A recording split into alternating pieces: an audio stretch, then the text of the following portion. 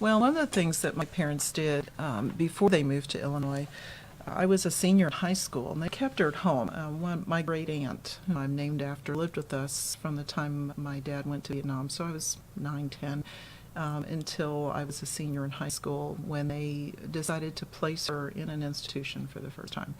And so that was really difficult. I remember as a 17-year-old, my parents grappling with that decision and many tears. And realizing they could not provide the supports that she needed.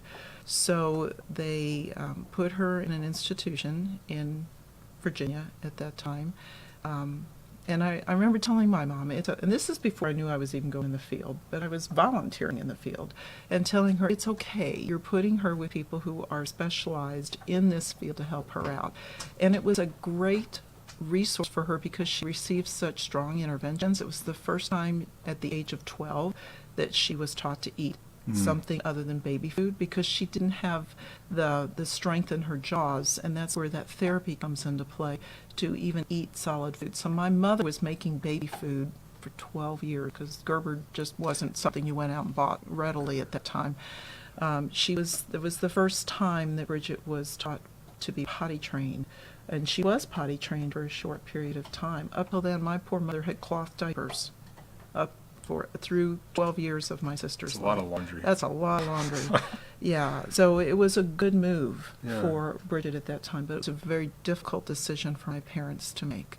And then they moved to Illinois and had to start all over with her care. And that's when she ended up going into the high school setting before they put her in another institution. I know there's a lot of controversy surrounding institutions, and there are no more institutions in Alabama.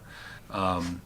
And Bridget was at one in Partlow, but that I know families that I've talked to. Some say that the things that some institutions were able to provide, like that one-on-one basis, especially when it wasn't so readily adopted by the education system, were really the only resources.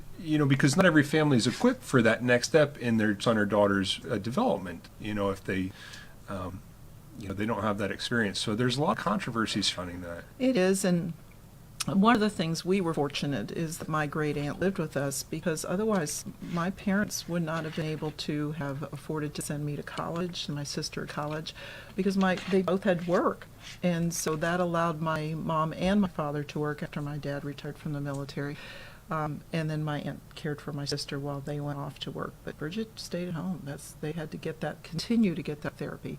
So when they placed her in the institution in Virginia, and then later when they moved to Illinois and put her in an institution there, the benefits of the institution was all of the individualized care, all that intensive intervention and therapy was housed in one place. They didn't have to run around and take her to those different places.